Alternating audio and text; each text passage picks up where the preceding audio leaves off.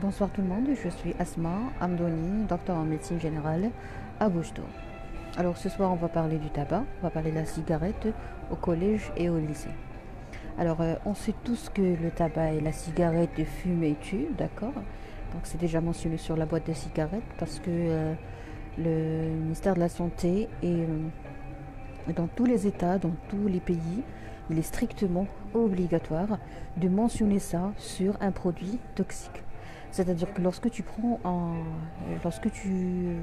visualises pendant une toute petite minute l'emballage ou la boîte où se met les cigarettes, les cigarettes, vous allez remarquer que c'est écrit bien clair, fumer tue. Alors, fumer tue, tout le monde sait ça, d'accord? Alors moi je dis toujours une chose, c'est que c'est ton destin et c'est le rendez-vous tu as déjà une date de décès, d'accord? Donc tu vas pas mourir par le tabac, ok? On est bien d'accord. Mais il y a ce qu'on appelle l'espérance de vie, c'est-à-dire est-ce que tu veux vivre tranquillement? Est-ce que tu veux mener une vie tranquille? C'est-à-dire qu'est-ce que vous préférez à l'âge de 60 ans, 70 ans?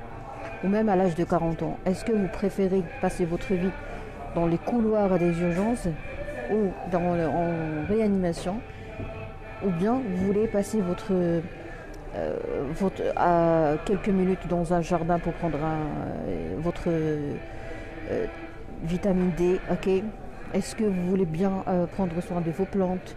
Est-ce que vous voulez bien aller voir un spectacle, aller voir une pièce de théâtre? Alors qu'est-ce que vous préférez? Donc il y a tout le monde qui dit la même chose, il dit je fumais, ça change rien parce que je me sens en bonne santé. Donc tous les jeunes se sentent en bonne santé, c'est normal parce que le corps humain est très fort, il est capable de prendre soin de lui, d'accord? Alors un corps qui est capable de prendre soin de lui est un corps qui est intelligent. Donc on sait tous que notre corps est intelligent. Voilà pourquoi je pense que ce n'est pas intelligent de dire que le corps ce n'est pas intelligent de croire que tu es fort et que le tabac n'abîme pas des choses, ne détruit pas des choses, ne va pas nuire à ta santé et au fonctionnement des organes. D'accord? Donc, première idée, fausse idée. Et erreur de raisonnement chez les jeunes au collège, c'est que tu crois que quand tu fumes, tu deviens même encore plus fort. Alors pourquoi tu deviens fort? Pourquoi tu deviens plus fort que tes camarades lorsque tu fumes? Pourquoi tu deviens plus courageux? Pourquoi tu deviens plus fort, entre parenthèses? Eh bien, tout simplement parce que tu as de l'adrénaline. Alors, les poussées d'adrénaline, excusez-moi, je ne vois pas les commentaires pour pouvoir vous assurer un produit audiovisuel à la hauteur, par respect à votre égard. Alors, tu te sens très très courageux. Moi-même, j'ai remarqué que les gens qui fument au collège, ils sont même considérés comme étant des héros. Alors c'est beau d'être un héros. Tu te sens rebelle, tu te sens vraiment courageux. Alors là, je vais essayer de détailler pourquoi les collégiens se sentent vraiment courageux et forts et des vrais hommes quand ils fument. Alors premièrement, on a parlé de l'adrénaline. Saviez-vous que les poussées d'adrénaline sont capables de te rendre tellement fort et de rendre tes muscles, tes articulations tellement forts que tu peux par exemple tuer, d'accord? Donc les poussées d'adrénaline est une chose et la force musculaire est une autre chose. Pourquoi? Parce que quand tu veux faire un effort, il y a une voie de phosphokinase. Alors il y a pour vous simplifier les choses, au début de l'activité physique, de l'activité musculaire, nous avons une grande force. C'est comme si tu as un stock de force, un stock d'énergie, un stock de tonus. Donc, la première activité ou la première action que tu vas faire sera toujours très forte. Par exemple, quand tu veux faire un mouvement ou une action à la salle, au karaté, par exemple, quand tu joues un match de football, tu remarques qu'il y a des gens qui, au début, ils sont vraiment très forts, mais après, qu'est-ce qui leur arrive? Eh bien, ils sont essoufflés. Comme on dit en arabe, ils n'ont plus de souffle. Ils n'ont plus de force. Ils ont un problème d'endurance. C'est-à-dire, tu peux commencer, tu peux être fort au début, mais après, qu'est-ce qui va se passer? Eh bien, les gens qui ont de l'endurance vont pouvoir résister. L'endurance ou la résistance. C'est un type d'activité sportive que j'aime beaucoup, hein. Essayez de faire des recherches pour comprendre ou demandez directement à votre médecin traitant c'est quoi la différence entre la musculation que j'aime pas et puis l'endurance ou la résistance.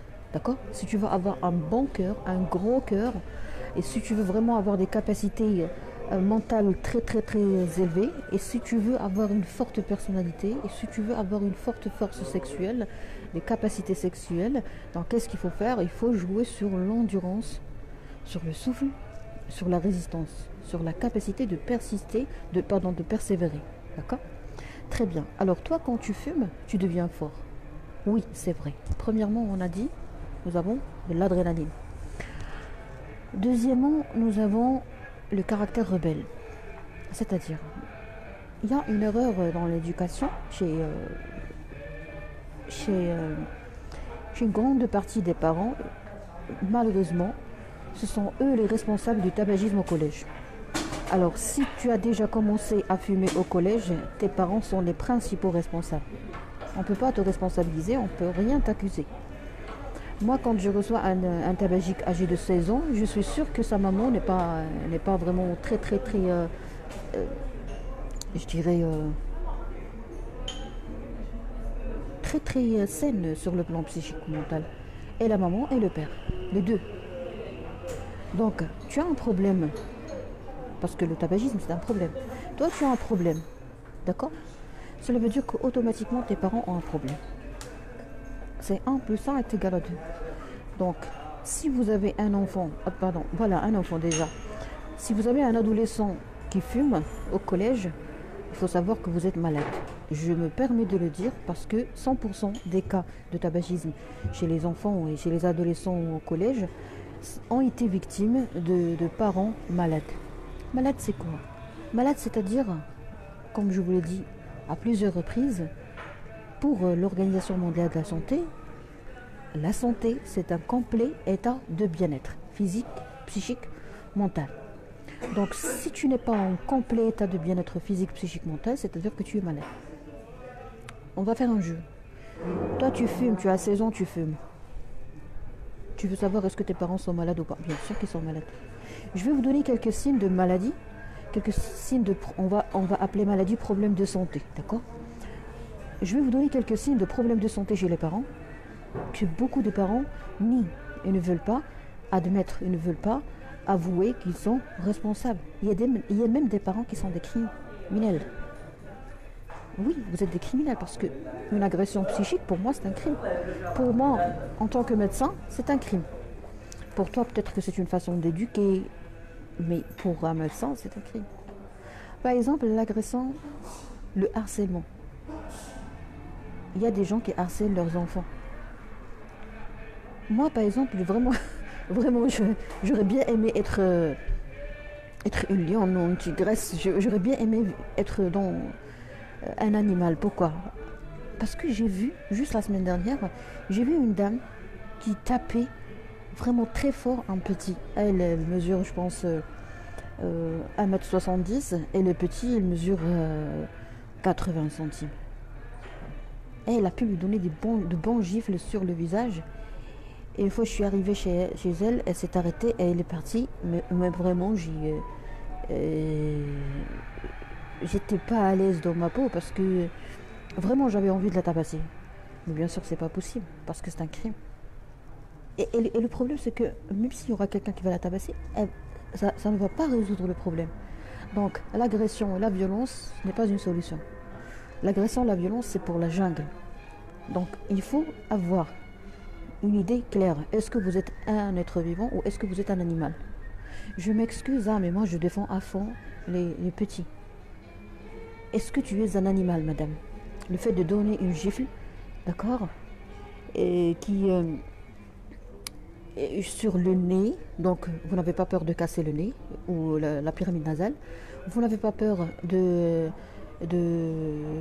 responsable d'une épistaxie, un saignement, vous n'avez pas peur de choquer le petit, vous n'avez pas peur de sa vengeance à l'âge adulte. Il y a des enfants qui se vengent. Déjà, quand je parle avec un fumeur âgé de 16 ans, il me dit: docteur, je veux me venger de moi-même. Donc il y a une colère réprimée ou une colère refoulée, et cette colère va être extériorisée et manifestée, soit contre l'autre, contre l'autrui, soit contre moi-même.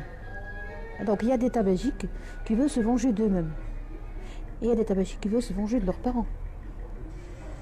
Si tu vois un tabagique, un collégien qui fume, c'est-à-dire que ses parents ont été injustes avec lui ou ils n'ont pas été des parents compétents.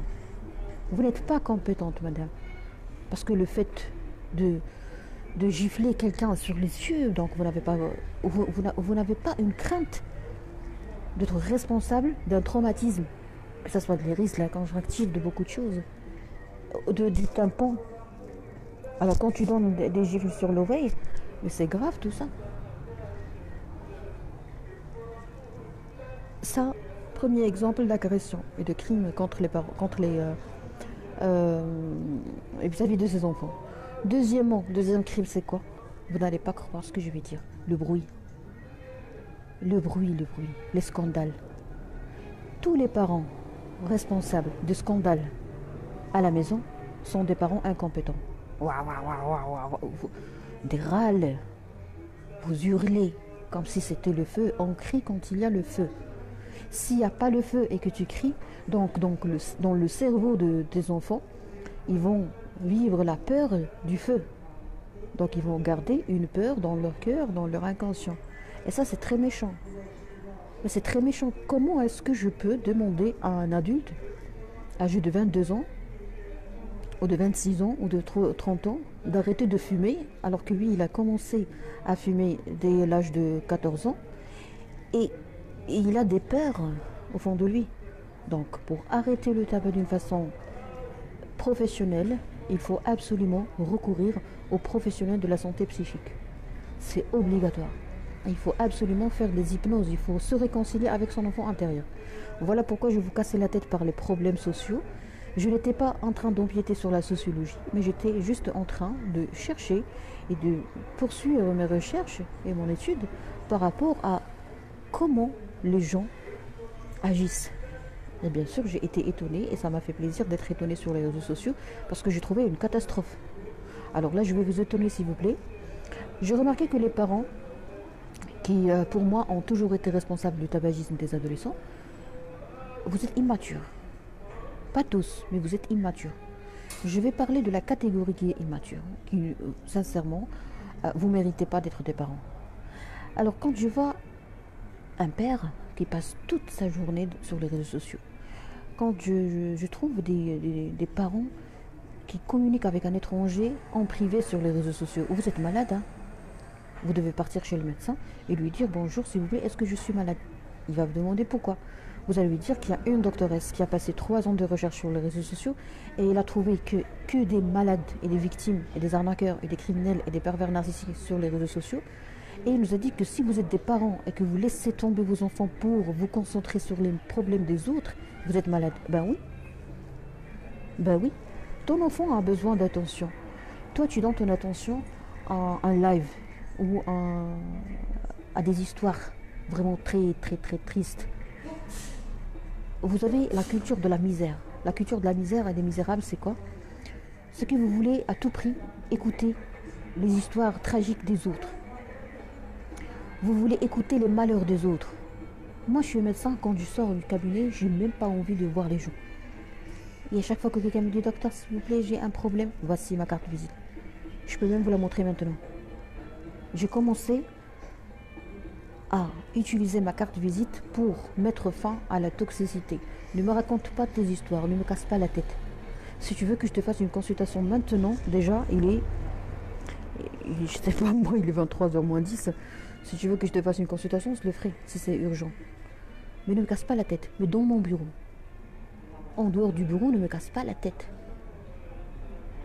C'est cruel de casser la tête des gens. Vous êtes là pour dépenser l'électricité parce que vous allez devoir alimenter électriquement votre cellulaire. Et puis, vous allez économiser, vous allez vous exposer à l'irradiation de votre Wi-Fi ou de votre 4G ou 5G. Donc, c'est trop risqué. Vous allez veiller le soir et vous n'allez pas pouvoir vous mettre debout le matin. Et pourquoi tout ça? Eh bien, pour écouter les malheurs des autres. Il est strictement interdit d'apprendre, de chercher ou de découvrir les malheurs des autres parce que ça reste coincé dans votre inconscient et vous aurez même besoin de faire des hypnoses. D'accord? C'est trop risqué. Donc pour moi, je pense que c'est très hypocrite de la part des parents de... Mais je pense que vous n'avez... Je pense à moi, c'est mon avis personnel, hein. Vous n'êtes pas obligé de me suivre. Et professionnel également. Je pense que vous êtes vraiment injuste lorsque vous prêtez une seule minute à un étranger. Tu as un enfant, tu prends soin de ton enfant. Tu n'as pas de temps pour ton enfant ou tu as donné, tu as vraiment tout offert, c'est-à-dire quoi bouffer, quoi manger, quoi boire, de l'argent, il a sa tablette, il a son téléphone, il a son Mac, tout ce que vous voulez. Et vous croyez que c'est suffisant. Mais c'est pas suffisant. On a besoin d'amour. On a tous besoin d'amour. Moi, j'ai besoin d'amour. Toi, tu as besoin d'amour. Mes amis, ma famille, mes parents, même les animaux, ils ont besoin d'amour. Alors, un parent qui est incapable de donner l'amour à ses enfants, excusez-moi, mais vous êtes incompétent. Vous êtes un parent incompétent. Vous avez échoué à être un parent si vous avez échoué à donner de l'amour. Et quand je dis l'amour, ça ne veut pas dire gâter. Tu lui achètes tout, et tu ne lui donnes pas des câlins. Alors, un enfant, un adolescent âgé de 16 ans, qui a commencé à jeûner, par exemple au Maroc ou dans n'importe quel pays musulman, il a besoin d'amour. Imaginez, il y a des tabagiques, collégiens tabagiques, qui n'ont jamais été serrés par leurs parents. Est-ce que moi je peux serrer les patients? Est-ce que le médecin peut vous serrer? Vous allez payer chaque fois pour... Non. Il a besoin d'être serré. Donc si tu ne le serres pas, il va partir chez une prostituée. Ou il va partir chez un homme homosexuel qui va lui donner de l'argent, tout ce que vous voulez, et de l'amour. Vous savez, j'ai déjà travaillé avec des tabagiques homosexuels âgés de moins de 30 ans. Et âgés de moins de 40 ans.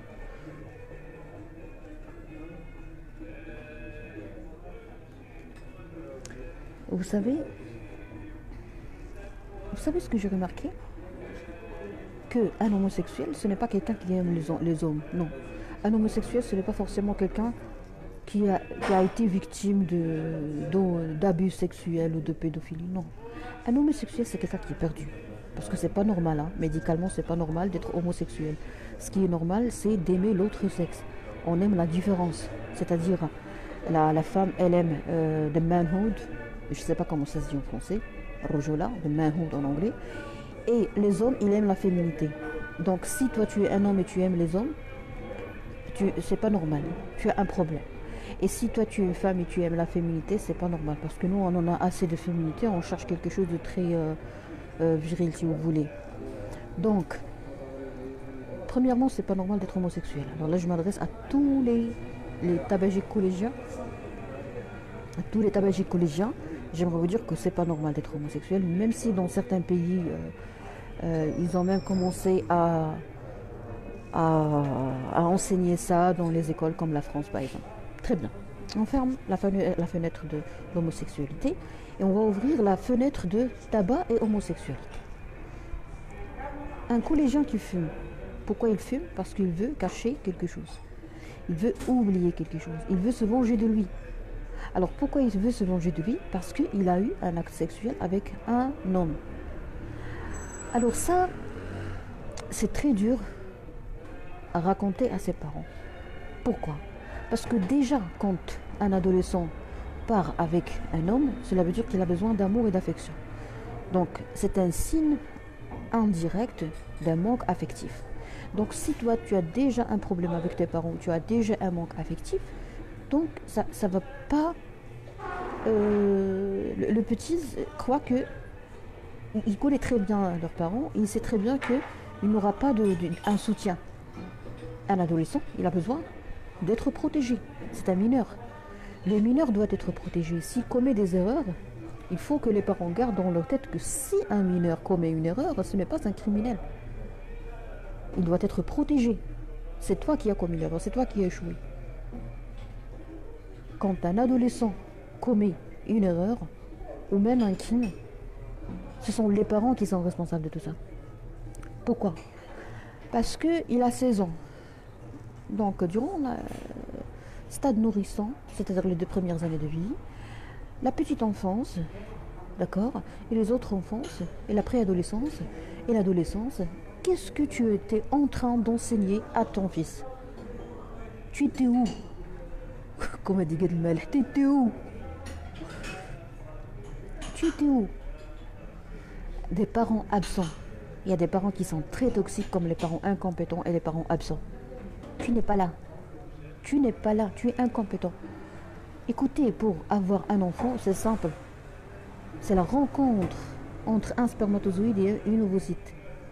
Une toute petite quantité, invisible par l'œil, de sperme de l'homme et une toute petite partie du corps de la femme. Et hop, c'est comme les animaux. Tous les animaux peuvent se reproduire. Donc si vous croyez que vous n'avez pas besoin d'une formation et de consultation répétitive chez votre pédopsychiatre pour pouvoir être un bon parent, si vous croyez que vous êtes suffisant et que vous êtes capable d'être un bon parent, ben, cela veut dire que vous êtes vraiment quelqu'un de très orgueilleux et quelqu'un vraiment qui est un sacré ignorant. Parce que l'ignorant, par définition, c'est quelqu'un qui ne veut pas comprendre, qui ne veut pas apprendre, qui croit qu'il sait tout. C'est ça le sacré ignorant, c'est celui qui croit qu'il sait tout. Tu ne peux pas tout savoir. Est-ce que moi je peux savoir quelque chose que j'ai jamais vécu, que j'ai jamais connu, que j'ai jamais appris? Même bien sûr que non. Ben, sauf si je suis narcissique ou je suis malade ou... Donc quand tu te maries, tu signes un contrat. Et ce contrat n'est pas un diplôme, n'est pas une attestation, n'est pas une formation pour être un bon parent. Très bien, alors on va fermer cette fenêtre de mon relation entre tabac au collège, la honte d'avoir commis un péché, quelque chose comme ça, d'être avec un homosexuel, je sais pas. Et le manque affectif qui vraiment l'emporte. Alors maintenant, il y a un autre point que j'aimerais discuter avec vous. Pas discuter, mais j'aimerais juste partager avec vous parce que je ne vois pas les commentaires. Ne vous donnez pas la peine d'écrire. Alors, mes chers abonnés, fumer. Quand tu prends une cigarette et tu fumes. Au Maroc, je ne connais pas les autres cultures, les autres pays, mais au Maroc, si tu fumes au collège, cela veut dire 2 choses. Soit cela veut dire que tu es vraiment fort, tu as une personnalité, que tu as du caractère et tu as pu imposer ta décision si vous voulez. Je parle des gens qui fument devant leurs parents et tout, donc tu te venges. Hein. Bon, pour toi, tu crois que c'est très fort, tu es un homme, un vrai homme. Soit c'est mal vu et on te prend pour un délinquant, on te prend pour un clochard, on te prend pour un criminel. Donc il y a 2 choses. Soit pour toi c'est quelque chose de très positif de fumer, donc tu es même fier de fumer. Soit tu as honte de fumer et tu le caches. Et cela, on peut très bien le déduire à partir de la façon de prendre la cigarette. Alors moi j'ai remarqué que chaque tabagique adolescent, il a sa propre manière de prendre la cigarette. Il y a même des gens qui sucent la cigarette, il y a des gens qui les prennent comme ça, qui la cachent, donc à tout moment il peut très bien la jeter, elle n'est pas visible. D'autres qui les prennent vraiment comme ça, d'autres qui aiment faire ce qu'on appelle le zéro. Le zéro, c'est-à-dire que tu formes un cercle de fumée, et ils sont très fiers de faire sortir le cercle de fumée de leur bouche. Il y a d'autres qui s'amusent à faire sortir la fumée de leur nez, comme des dinosaures ou je sais pas moi. D'accord? Donc chacun s'exprime de sa manière. Voilà pourquoi le pédopsychiatre ou le psychiatre, pourquoi j'ai dit le pédopsychiatre, parce qu'il y a des gens qui commencent à fumer à l'âge de 8 ans, à l'âge de 6 ans. Oui, c'est vrai, il y a des gens qui commencent à boire à l'âge de 6 ans, 8 ans. Il y avait une femme qui donnait, je ne me rappelle pas dans quelle ville, je ne veux pas dire la ville, hein, je m'en suis rappelé. Il y a une femme qui donnait de l'alcool à tous ses enfants. Donc le petit est devenu alcoolique, pourquoi? Parce que sa mère lui servait du vin. Donc il ne faut pas dire je suis tabagique donc je dois suivre une thérapie. Non, non, non. On ne traite pas les gens de la même manière. Vous savez, il y a rien dans cette vie qui s'appelle une recette ou un remède pour quelque chose. Non. On ne traite jamais une maladie, on traite un malade. On est unique. Et on va le rester. Tu es unique. Il n'y a personne qui ressemble à toi. Gardez toujours ça dans l'esprit. Alors je viens de télécharger, je viens de publier le live par rapport à la confiance en soi, combien c'est très très individuel, c'est très personnalisé. Donc tout ce qui est positif est personnalisé, c'est-à-dire par exemple, il ne va coller que sur toi, il ne sera utile que pour toi. D'accord? Il n'y a rien qui sera utile pour tout le monde. Non, il y a quelque chose qui doit être... C'est comme si tu pars chez le tailleur et tu prends quelque chose sur mesure. Il te prépare un costard ou un ensemble ou un costume qui va vraiment avec ta taille, avec tes rondeurs, avec tout ce que tu veux. Alors, tout ce qui est positif doit être personnalisé et également tout ce qui est négatif est déjà unique et personnalisé et individuel. Donc, le tabagisme chez toi, âgé de 16 ans, qui vit dans une maison, même si tu as un autre frère jumeau, ok, qui a le même âge que vous, ou un voisin qui vit dans les mêmes conditions, croyez-moi, vous n'allez pas être traité de la même manière, au moins de ma part, et de la part de n'importe quel pédopsychiatre. Et en plus, il y a des secrets. Les secrets, c'est quoi? Alors, je vais vous choquer ce soir. Le secret, comme je le dis et je le redis, le secret, c'est les parents incompétents, c'est-à-dire un problème d'inceste. Vous savez qu'il y a des parents qui... D'abord, ils ne méritent pas d'être des parents, mais ils méritent vraiment être, pas punis, mais ils ne doivent pas rester avec ces enfants, ou les enfants ne doivent pas rester avec eux. Il faut absolument que les associations s'acharnent à faire des recherches par rapport à ça. C'est-à-dire, je pense qu'on doit faire comme les autres pays très développés, c'est-à-dire on doit taper les portes des familles pour chercher les problèmes. Alors, soit tu tapes les portes, c'est très coûteux pour l'État. Il y a un autre moyen, c'est quoi? C'est instaurer un service de psychologie dans toutes les écoles et dans tous les établissements scolaires. Moi, j'ai déjà vu un écrit qui invite et qui insiste sur ça par rapport à tous les établissements scolaires. C'est-à-dire que l'État, elle fait un grand effort pour assurer ça. Et ça, c'est merveilleux, il faut l'applaudir très fort. Il faut absolument avoir l'accès à toutes les familles. Parce qu'il y a des parents criminels. C'est-à-dire, tu as un enfant victime d'inceste. Inceste, c'est quoi? C'est trahison. C'est-à-dire que l'enfant a été trahi par un membre de la famille que tout le monde faisait confiance. C'est-à-dire que lui, il faisait confiance à cette personne et il l'a trahi. Donc, premièrement, c'est une trahison. L'inceste, c'est quoi? C'est faire l'amour avec quelqu'un qui, normalement, ne doit pas... avec qui tu ne peux pas te marier. Par exemple, un enfant, tu le fais avec ta fille, tu le fais avec ton fils, tu le fais avec ta nièce, tu le fais avec ton frère, avec ta soeur. D'accord?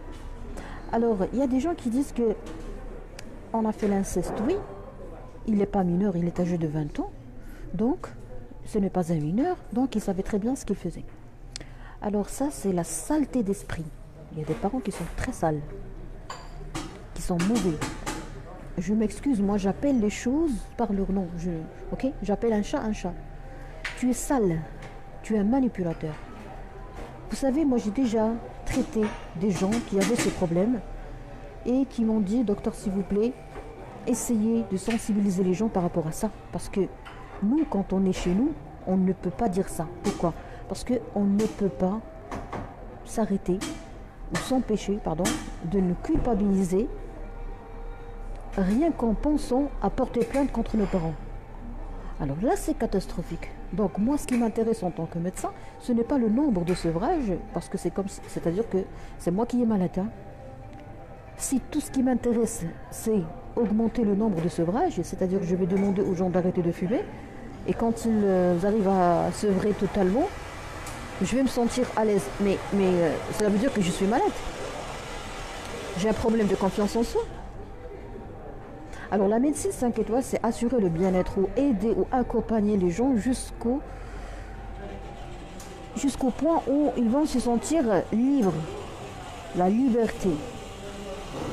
Alors, les enfants ne peuvent pas porter plainte contre leurs parents au Maroc et dans tous les pays arabes et dans tous les pays musulmans. Pourquoi? Parce qu'ils cherchent à être pieux, ils cherchent à vraiment être ils ont peur ils ont peur et en plus ils sont manipulés. C'est-à-dire, on ne cesse pas de les culpabiliser en leur disant que c'est un secret familial. Donc si tu dévoiles ce secret familial, tu vas détruire toute une famille. Et le comble, c'est qu'on continue à profiter de cet enfant. C'est-à-dire la maman, elle a un frère, d'accord, qui est l'oncle de son enfant. Et ce frère, il abuse de son fils. Et quand le fils veut tout dire à son père, la dame, elle a peur que son mari, par exemple, je sais pas, assassine son frère. Donc, elle a peur, elle fait des soucis, des craintes pour son frère, et elle est égoïste envers son fils. C'est-à-dire, elle préfère voir son fils souffrir que de voir son frère souffrir. Alors, ces parents, vraiment, je vais lui dire en arabe, alors quand tu vois une mère, et ça ce sont des histoires répétitives, hein. Et même les victimes me disent, docteur, je vous en supplie, il y a même dans plusieurs villes, c'est toujours le même cas. On me dit, docteur, s'il vous plaît, parlez de ce sujet parce qu'il est très important. Je ne pouvais pas le faire en arabe, bien sûr, parce que je l'ai fait, hein. Maintenant, vous allez comprendre pourquoi je parle toujours de la frustration des trucs sexuels. Parce que l'enfant, à l'âge de 30 ans, 40 ans, il me dit, docteur, je ne pourrai jamais partir chez la police et leur dire et porter plainte contre maman parce que ou contre mon oncle parce que j'ai peur qu'il soit arrêté par la police. Et quand je lui pose la question, est-ce que c'était répétitif? C'est-à-dire, quand il y a une petite discussion entre vous, votre mère, par rapport à ce qui se passe, est-ce que votre oncle arrête d'abuser de vous? Il me dit non. Tout le monde me disait tout, non. Alors, est-ce que je vais, moi, par exemple, en tant que médecin généraliste, est-ce que je vais me concentrer sur le tabagisme? Pour moi, la cigarette, c'est pas le problème. Oui, c'est un problème, mais c'est pas le problème. L'enfant, il a le cœur partagé. Il vit dans les dilemmes. On abuse de son corps. Il y a un parent complice. La mère est complice avec son frère. Et son frère, il ne veut pas arrêter. Et la mère, elle sait très bien que les choses se reprennent. Voilà pourquoi j'invite tous les hommes. Je suis désolée, hein, mais j'invite tous les hommes à planter des caméras de surveillance au moins dans la porte ou devant la porte. D'une façon, bien sûr, légale, acceptable par la loi. D'accord? Vous devez savoir qui rentre et qui sort. Et vous devez questionner vos enfants. Et ne pas questionner d'une façon vraiment policière ou comme si vous faites une enquête. Et si ton enfant a peur de toi, à oublier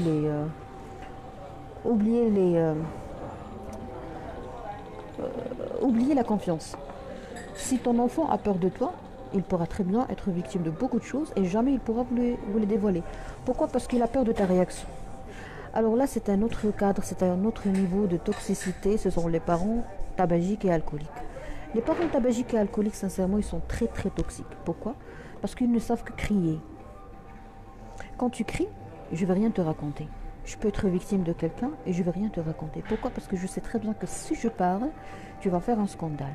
Donc je préfère me taire et supporter pour ne pas être choqué de ta part. Je ne connais pas ta réaction, elle est imprévisible. Donc un parent qui n'est pas mature, qui crie, ça c'est une agression. Alors là, il y a comme une sorte de cascade. Descendance vraiment crachée des parents. C'est-à-dire, toi tu fumes, ton enfant va fumer. Toi tu fumes, tu bois de l'alcool, tu es toujours en colère, ton enfant va chercher la compréhension ailleurs. Il va chercher la compréhension ailleurs. Il n'est pas compris chez lui. Il n'y a pas de discussion. Il n'y a que des râles. Il n'y a que des cris. Alors, parmi les choses les plus toxiques dans la famille, c'est quoi? Premièrement, on a dit le bruit, les cris, les scandales et les agressions physiques. Ah, les agressions physiques, ça vraiment, j'aimerais dire à tout homme, excusez-moi, je vais mettre de côté ma casquette de médecin et je vais mettre le foulard Hayati, le zif Hayati marocain, le foulard marocain. De quoi? De femme marocaine. Tout homme qui tabasse sa femme est un lâche, est un criminel, n'est pas un homme. Arrêtez de vous considérer comme étant des hommes si vous tabassez vos femmes ou vos enfants. Alors là, je vais enlever le foulard et je vais mettre la casquette de médecin. Agresser physiquement quelqu'un de la famille. Donc nous, pourquoi on cherche une femme? Vous savez, moi j'aime beaucoup le célibat. J'aime beaucoup le célibat. J'ai passé très longtemps pour penser à me marier. Pourquoi le célibat est très très impressionnant pour moi? Parce que j'ai développé une indépendance. L'indépendance, c'est quoi? J'ai besoin de personne. D'accord? Même pour être heureuse. Parce que nous, les femmes, on n'a pas besoin forcément de... on n'a pas des besoins intimes très très très impulsifs, si vous voulez, comme les hommes. Si on trouve la paix, on peut se sentir à l'aise. Si on part faire un brushing, on peut avoir vraiment de l'euphorie.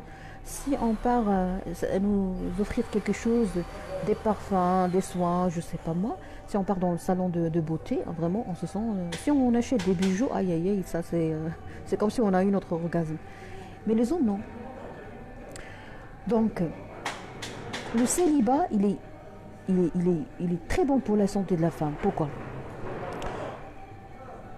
Parce que si tu ne trouves pas la personne polie, la personne bien éduquée, la personne qui ne crie pas, la personne qui ne t'agresse pas physiquement, la personne qui ne profite pas de ton argent, la personne qui ne te rabaisse pas, parce que c'est pas possible d'avoir un certain niveau et de te marier avec quelqu'un qui va te rabaisser. Pourquoi? Pour qu'il se sente, lui, très zen et qu'il se sente supérieur. Si tu veux te sentir supérieur, va partir créer ou chercher une île et créer ton propre royaume. D'accord? Écoutez, quand quelqu'un refait l'année, il a dans son petit cœur un rêve ou l'envie de voir tout le monde refaire l'année ou tout le monde faire une année blanche. Comme ça, il va se sentir très zen dans sa peau. C'est-à-dire, je dois ramollir tous les bâtiments. Pourquoi? Pour avoir le bâtiment le plus haut. Je vais détruire tous les bâtiments pour avoir le bâtiment le plus haut. Mais c'est pas possible. Et c'est la même chose qui se passe entre hommes et femmes. Si tu es bien évolué, si tu as un avenir, si tu as une prévision de ton avenir professionnel, surtout qui est très très très très haut, ne te marie jamais. Je suis responsable de ce que je dis. C'est pas bien, c'est pas bon pour la santé de la femme de se marier. S'il a un certain caractère de liberté, d'indépendance. Pourquoi? Parce que tu ne seras jamais une bonne maman. Et pourquoi tu ne vas pas être une bonne maman? Parce que toute maman triste est une mauvaise maman. Alors, tu as un bon niveau professionnel, tu as un bon niveau socioculturel, tu es vraiment quelqu'un qui travaille, qui fait tout pour progresser. Et quand tu vas te marier avec quelqu'un qui est contre tout ça et qui a même peur que tu le dépasses, qu'est-ce qui va se passer? Bien sûr, il va te rabaisser. Il va limiter ta liberté. Et une fois que tu limites ma liberté, tu me tues. Tu me tues.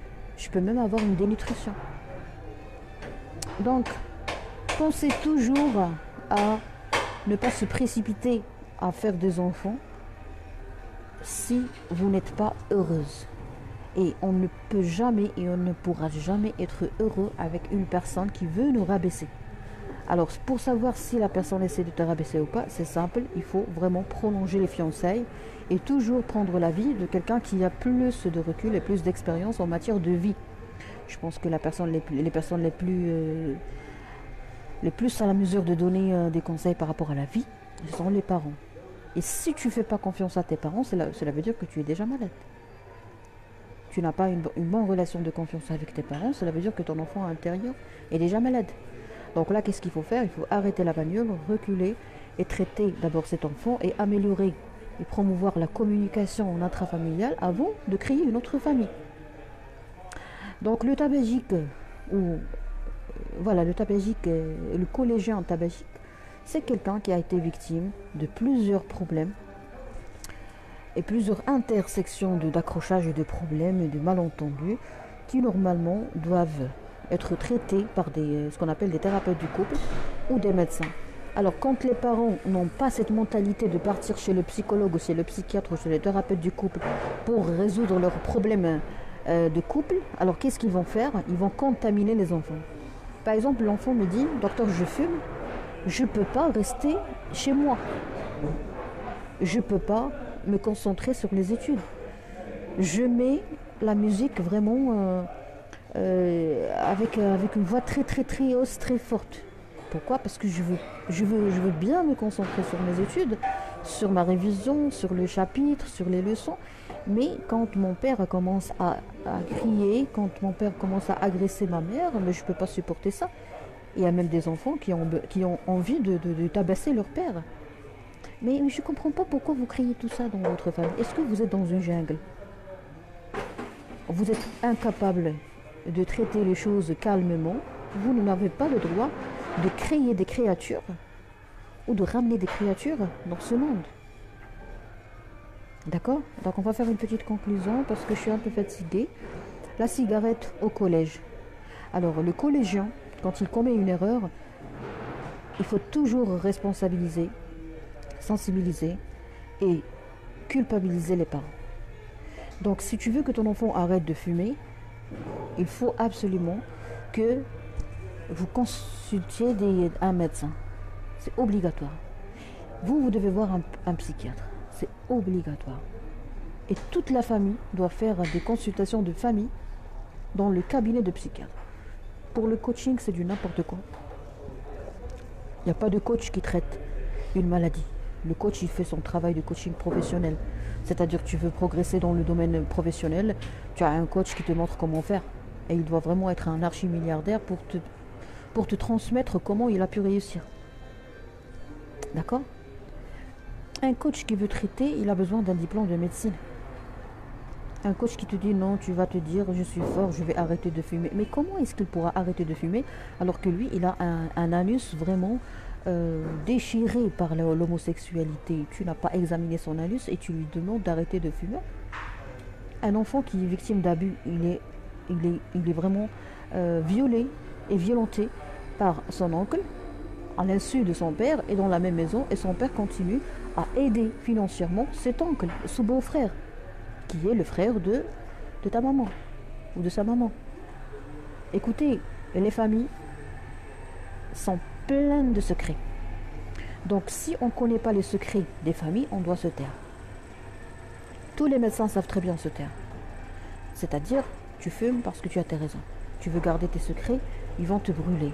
Tu veux les raconter, ne racontez jamais à vos amis, ne racontez jamais à un médecin sur les réseaux sociaux, parce que même moi, quand vous avez remarqué en bas, c'est écrit « Attention, info-compte marchandise des médicaments ».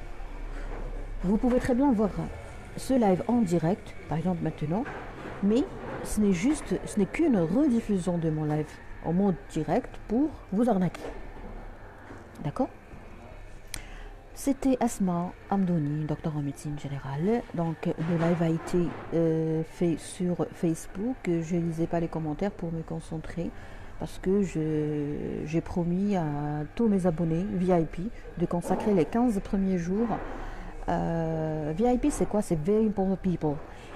That means, ça veut dire quoi? Ça veut dire les gens les plus importants. Alors, si tu veux être très important, il faut d'abord se demander pourquoi tu veux être important. Tu veux être important parce que tu n'es pas important chez toi. D'accord? Donc ne vous cassez pas la tête en cherchant est-ce que c'est discriminant, est-ce que... Non, c'est pas discriminant.